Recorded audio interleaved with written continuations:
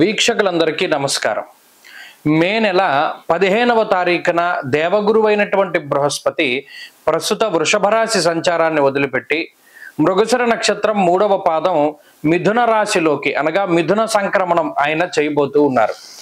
ఈ సంక్రమణంలో భాగంగా ద్వాదశ రాశుల వారికి ఏ విధమైనటువంటి శుభాశుభ ఫలితాలు కలగబోతూ ఉన్నాయి, అలాగే ప్రత్యేకించి ఈ గురుని యొక్క సంచారానికి సంబంధించినటువంటి సందేహాలు కొన్ని ఉంటాయి. ఉదాహరణకి మిథున రాశిలో గురుని యొక్క సంచారం ప్రారంభమైనప్పుడు సరస్వతీ నదీ పుష్కరాలు అనేటువంటివి వస్తాయి. అలాగే ఈ గురుడు ప్రత్యేకించి ప్రతి సంవత్సరం గురుర్ ద్వాదశ మాసాన్ని త్రింసన్మాసంశనేశ్చరః, గురువు 12 నెలల పాటు ఒక రాశి యందు సంచారం చేస్తారు జనరల్గా.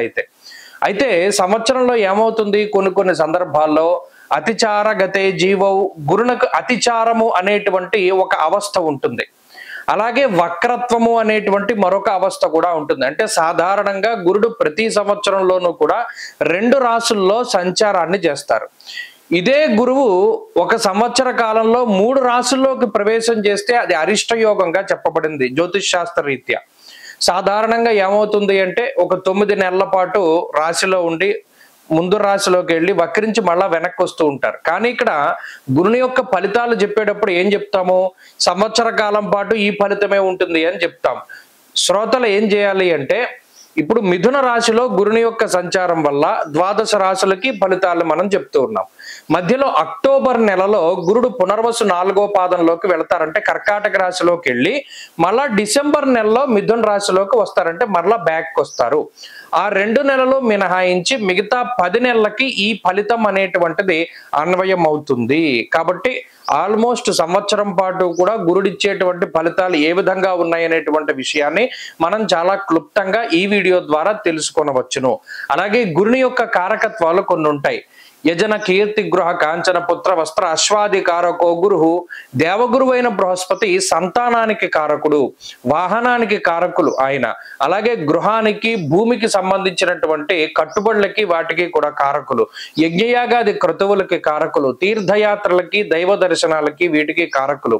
ఒక్క గురుడు జాతకంలో గోచార రీత్యా బలంగా ఉంటే, జాతకంలో బలం తక్కువగా ఉన్నా కూడా కొన్ని సందర్భాల్లో గోచార గురుడు చాలా వరకు కాపాడతారు. కాబట్టి ఈ విషయాన్ని మనం దృష్టిలో పెట్టుకోవాలి. గురుబలం లేదు గోచారంలో అంటే ఆ సంవత్సరం అంతా అదృష్టం ఉండదు, దైవ బలం ఉండదు, ఏ పని చేసినా కలిసి రాదు అనేటువంటి విషయాలు ఉంటాయి. కాబట్టి ప్రతి రాశికి ఈ ఫలితాన్ని మనం అన్వయం చేసుకుంటూ వెళదాం. ఈ గురుని యొక్క మార్పు కర్కాటక రాశి వారికి మే 15వ తారీఖున మారేటువంటి గురువు వ్యయ గురువుగా, అంటే ఇక్కడ గుర్తుపెట్టుకోవాలి, ఇప్పటి వరకు లాభస్థాన స్థిత గురుడు చాలా అనుకూలమైనటువంటి ఫలితాలను ఇచ్చారు. ఇప్పుడు వ్యయ గురునిగా సగం మాత్రమే శుభ ఫలితాలు, అంటే అర్ధ శుభుడు అన్నారు జ్యోతిష్ శాస్త్రమందు. శుభములో వ్యయశ్చైవ, వ్యయంలో వ్యయము అంటే పేరులోనే ఉంది. మనం ఉగాదిలో చూస్తాం రాజ్యపూజ్యం, అవమానం, ఆదాయం, వ్యయం అని. ఇలా వ్యయస్థానము అంటే ఖర్చుని సూచించేటువంటిది. ఖర్చును సూచించేటువంటి స్థానమందు శుభగ్రహమైనటువంటి గురుడు, అందులో పూర్ణ శుభత్వాన్ని కలిగి ఉన్నటువంటి గురుడు సంచరించడం ద్వారా ఈ ఖర్చు అనేటువంటిది ఏ విధంగా అవుతుంది, శుభమూలో వ్యయశ్చైవ, శుభమూలకంగా ఖర్చు పెడతారు. అంటే ఏంటండి, ధార్మిక కార్యక్రమాలకో, తీర్థయాత్రలకో, ఫంక్షన్స్కో, అంటే ఏదైనా పెళ్లిళ్ళు చేయడానికో, పేరెంటాళ్ళు చేయడానికో, లేదా మనవులు, మునిమనవులు, అనిమనవులు వీళ్ళు పుట్టినప్పుడో, లేదా సంతానం కలిగినప్పుడు వారి కోసమనో, ఏదైనా బంగారం కొనిపెట్టడమో, బట్టలు కొనిపెట్టడమో, ఇలా ఏదైనా మన ఇంట్లో సంతోషకరమైనటువంటి కార్యక్రమాలు జరిగినప్పుడు వాటికి ధనాన్ని ఖర్చు పెడతారు. కాబట్టి ఇక్కడ ఖర్చు అవుతోంది అనేటువంటి విషయం పట్ల బాధ ఉండదు, అది అన్నారు శాస్త్రమందు. శుభమూలకంగా వ్యయం ఉంటుంది. అలాగే గురుడు 12వ స్థానం ఉన్నప్పుడు ఇంకొక శ్లోకం చెప్పారు, ద్వాదశాష్టమ జన్మస్థ అన్నాడు. ఇక్కడ 12వ స్థానమందు గురుడు ఉన్నప్పుడు స్థాన చరణం, స్థాన భ్రష్టం ధనక్షయం. ఇక్కడ ధనక్షయం అంటే శుభమూలకంగా అనుకున్నాం, స్థాన చలనానికి అవకాశం ఉంటుంది. కర్కాటక రాశికి సంబంధించినటువంటి ఎంప్లాయీస్ కానీ, లేదా ప్రభుత్వ ప్రైవేటు ఉద్యోగస్తులు కానీ, వాళ్ళకి ప్లేసు మార్పు జరగడానికి అవకాశం ఉంటుంది. ఇది ప్రధానంగా గుర్తుపెట్టుకోవాలి.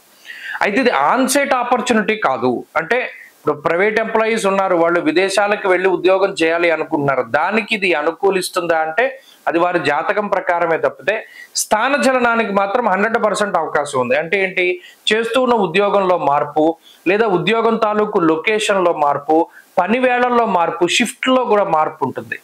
అటువంటి వాటికి గురుడు ఎక్కువగా కారకత్వాన్ని వహిస్తారు. అంతేగాక కొన్ని సందర్భాల్లో ఏమవుతుంది అంటే ఈ 12వ స్థానమందు ఉండేటువంటి గురువు ఏదైనా అప్పు చేసి ఒక లగ్జరీగా ఉండేటువంటి స్థితికి కారణమవుతారు. ఉదాహరణకి కారు కొనుక్కుంటారు, 10 లక్షల కారుకి వీళ్ళ దగ్గర 2 లక్షలే ఉంటుంది, మిగతా 8 ఈఎంఐ. అది అప్పే, కానీ అది లగ్జరీని ఇస్తుంది కాబట్టి. అలాగే ఇంకోటి గృహం కొనుక్కుంటారు, ఈఎంఐల్లో కొనుక్కుంటారు. ఇలాంటి వాటిని కొనుగోలు చేయడానికి అప్పు తీసుకుని ఆ అప్పు భారాన్ని మోస్తూ ప్రతి నెల ముందుకు సాగేటువంటి స్థితిగతులకి కూడా గురుడు కారణమవుతారు. అలాగే ప్రత్యేకించి విదేశాల్లో ఉండేటువంటి కర్కాటక రాశి వారికి గురుడు మార్పు కొంత ఉపయోగపడుతుంది. అంటే అక్కడ ఉద్యోగంలో నిలకడలేనటువంటి స్థితులున్నా, లేదా వ్యాపార పరంగా ఇబ్బందులున్నా ఒక కొలిక్కి రావడానికి, స్థిరత్వం ఏర్పడడానికి గ్రహస్థితి కారణమవుతుంది. కాబట్టి ఇక్కడ విదేశాల్లో ఉండేటువంటి వారికి మార్పు అనుకూలిస్తుంది. స్వదేశంలో ఉండేటువంటి వారికి కొంత స్థాన చలనాన్ని, మిశ్రమ పరిస్థితులను ఇస్తూ ఉన్నారు గురుడు. ఈ శుభమూలకంగా ఈ వ్యయస్థానంలో గురుని యొక్క సంచారంలో మరిన్ని శుభ ఫలితాలని మనం పొందాలి అంటే శనగలు దానం చేయడం, దత్తాత్రేయ దక్షిణామూర్తి ఆరాధన ఎక్కువగా చేస్తూ ఉండడం, గురు చరిత్రలు చక్కగా లేదో శ్రీపాద శ్రీవల్లభ చరితామృతం, శ్రీ గురు చరిత్ర లాంటివి పారాయణ చేస్తూ ఉండడం. అలాగే చాలా సందర్భాల్లో చెప్తూ ఉంటాను, గురుబలం పెంచుకోవడానికి చదువుకునేటువంటి వారికి సహాయం చేయాలి. పుస్తకాలు లేనటువంటి వారికి పుస్తకాలు కొనివ్వడం, లేదా గ్రంథ పఠనం మీద ఎవరికైనా ఆసక్తి ఉంటే వారికి గ్రంథాలని సమర్పణం చేస్తూ ఉండడం. ఇలా మన శక్తి కొద్దీ దానం చేయడం ద్వారా కూడా గురుబలం పెరుగుతుంది. పసుపు రంగు వస్త్రాలకి దూరంగా ఉండాలి. గురువారం మౌనవ్రతాన్ని పాటించి పసుపు రంగు పళ్ళు ఏదైనా దానం ఇవ్వాలి. ఇటువంటి వాటి ద్వారా కూడా కర్కాటక రాశి వారికి గురుబలం పెరిగి ఆనందదాయకంగా ఉంటుంది. స్వస్తి.